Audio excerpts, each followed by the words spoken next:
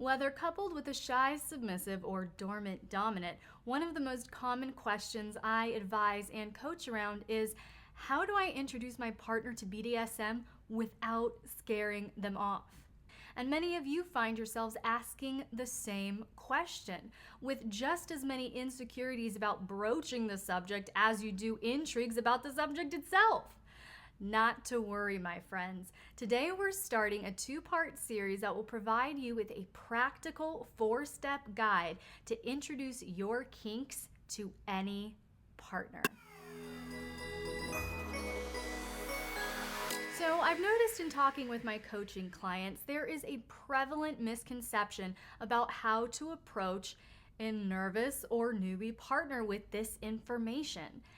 And it's very well-meaning, and it even sounds appropriate on the surface, but this method is often not very effective. When introducing BDSM to a nervous or newbie partner, my theory, my strategy is actions will often be initially more effective than words. Okay, now, this does not mean that you have a lack of a discussion. This does not mean there's no negotiation. This does not mean there's a lack of consent. Okay, and we're going to talk about all of that here in a moment. My point here is a formal discussion and negotiation is not the most effective route to take in seducing a nervous or newbie partner to the concept of BDSM. And here's why. They don't have an emotional or erotic reference point within the discussion. Okay? They might not even have a reference point for any of the definitions or lifestyle terms you're throwing out at them. Do you see what I'm saying? Essentially, your newbie partner has no erotic or emotional reference point from which to derive pleasure for the concepts you're introducing. And if that's the case, they're going to be far less likely to take an enthusiastic interest. And that's exactly what you want. So again, let's backtrack here a moment. I am not saying that you do not need a discussion, negotiation, and consent. You absolutely do. But there is a proper order and a proper way to go about it. And so many of you are just shoving these lifestyle conversations down your newbie partner's throat, so to speak, and they don't know how to digest it. They don't know, they have not experienced the pleasures and the erotic excitements that you are trying to explain to them. So you're trying to get them to enthusiastically be involved and take interest when they don't have any sort of pleasurable reference point. They probably more so have a fearful or anxious or nervous reference point. And also, that's why I titled this video, How to Introduce BDSM to Any Partner, because this has to be viewed in the purview of a relationship. You know the person, you trust the person, and now we're wanting to infuse some kinky elements into our lifestyle, okay? And when we do that, that's a very different step, a very different dynamic, even though I truly believe the DS dynamic is the most natural relational dynamic on planet Earth, and it exists naturally in every relationship, whether or not you acknowledge it or infuse those power elements actively into your relationship. It exists. So my point in saying all of that is you must have a relationship developed with someone to call them your partner, okay? So that's what we're looking at here. We're looking at introducing these things, these interests of yours that you want to try and explore with a partner, not with a stranger, okay? It's very, very different. We're not talking about pickup play here.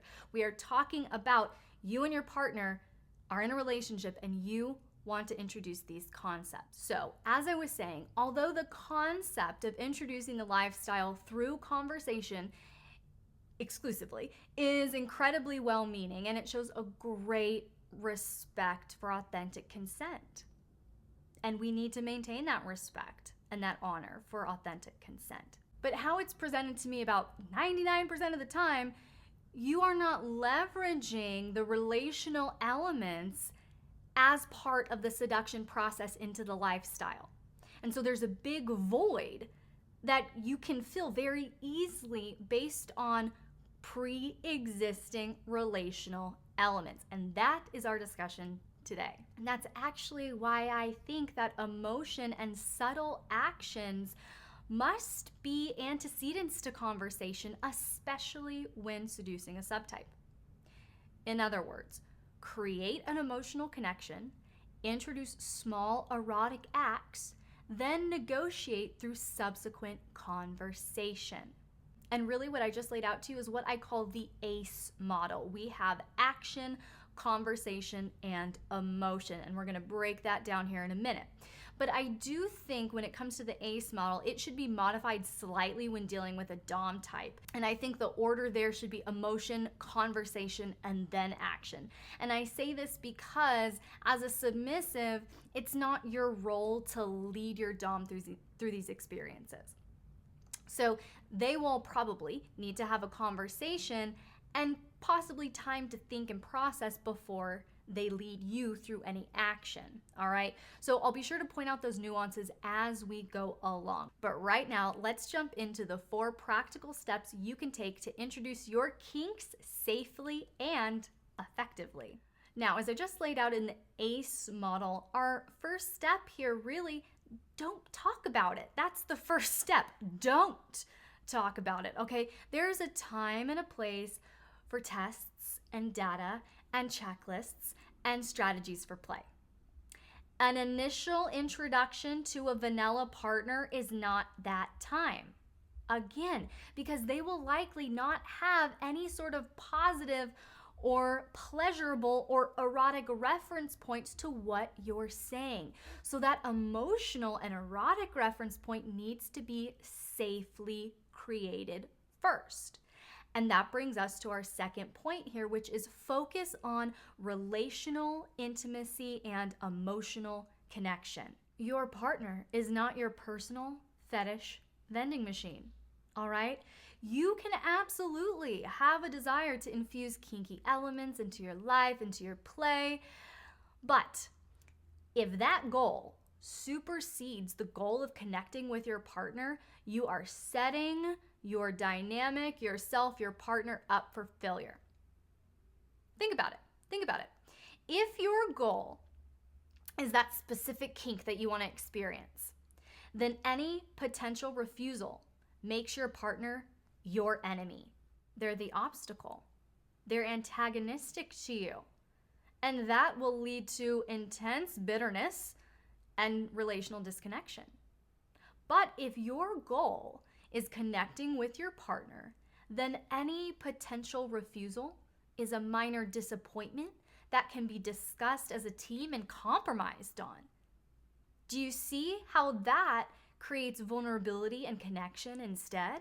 So that's why I'm saying here, our second step is to focus on just building a great relationship, making sure that you and your partner both feel like you're on the same page and you're united and you're flowing in that positive energy. You want your partner to already feel emotionally connected with you before you're like, hey baby, can I spank your ass? Okay? So our next point here is to build erotic and sexual arousal through known techniques. And here's the thing, I think there's a big misconception from what I'm hearing from those in my community, those that I coach. There's a big misconception that it's like my partner is a newbie, they're totally vanilla, we haven't broached the subject of any kink.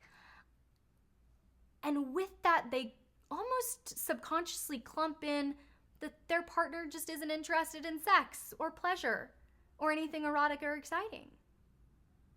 And that's often not the case. Just because your partner may be nervous or shy or completely vanilla does not mean they don't want pleasure. Doesn't mean they don't want to connect with you. So you should know what pleases your partner physically, sexually, emotionally, all right? So you should know these things, and then you should infuse those techniques, those known techniques that you know your partner likes, you know your partner responds well to.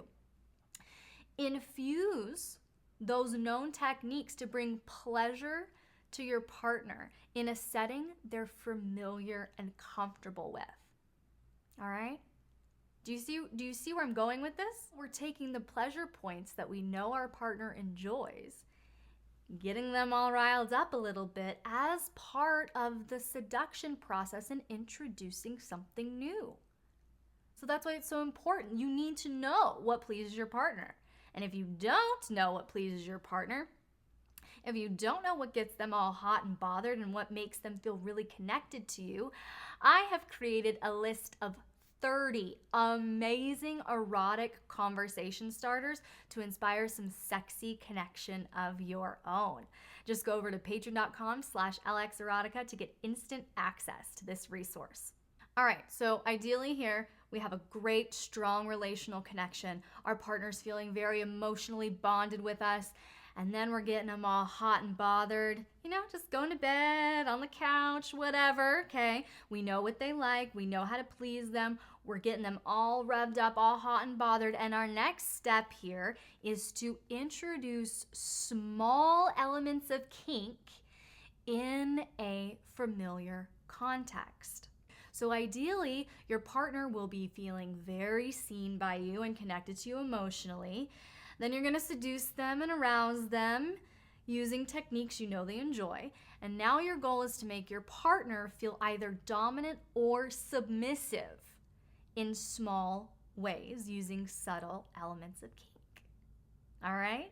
So again, don't expect a full-fledged scripted scene with the maximum amount of play or type of play that you want. No, we are introducing it. Okay, it takes time. So give your partner time to digest this. And we're going to give them small little tiny bites to yum yum yum on and to digest. All right, that's all we're doing. We're not violating consent. We're with our partner. Our partner trusts us. We trust them. We love each other. We care about each other, right? Okay, so now in this little sexy time, we're going to make our partner, if that's a dominant partner that we want to be submissive to, or vice versa, we're going to make them either feel dominant or submissive through these very subtle infusions of kink. All right, and you may be asking yourself, well, what does that look like practically? I am a step ahead of you, my friend. I have some sub-seduction ideas and some dom seduction ideas. So let's start with the submissive seduction ideas here. You could choose some lingerie for your submissive. Ask them to undress in front of you. Maybe address them instead of by a pet name, my darling or dear. Maybe it's a subby name. Maybe it's little one or kitten or baby girl or baby boy or whatever. You could also instruct them to just remain still. If you're kissing on them, touching them, whatever, then just command them to stay still for a moment. Even that tiny little element, that tiny little command, if this is a new thing, if this is an introduction, that's gonna hit them and, oh, okay. But again, it's when they're already aroused. It's in a situation that they feel confident and comfortable with. You could also pull out a little blindfold, do a little sensory play. That's a very easy way to infuse some subtle kink, or even play with some ice cubes, get a little temperature play in there. So none of these are overtly, yes, they're kinky, but none of these are overtly scary or threatening or anything like that. These are all very palatable for a vanilla, for a newbie. And when you're doing this, you could pull out a blindfold and watch their body language. See if they go, oh, what was that? And then you adjust accordingly. So even those little tiny actions that you're infusing can give you big, big cues. And then you talk about it. And subtypes, if you are just dying to submit to your dormant dominant, a few seduction ideas for you could be kneeling at their feet and removing their shoes. They don't have to ask you to do that. You could just volunteer to do that.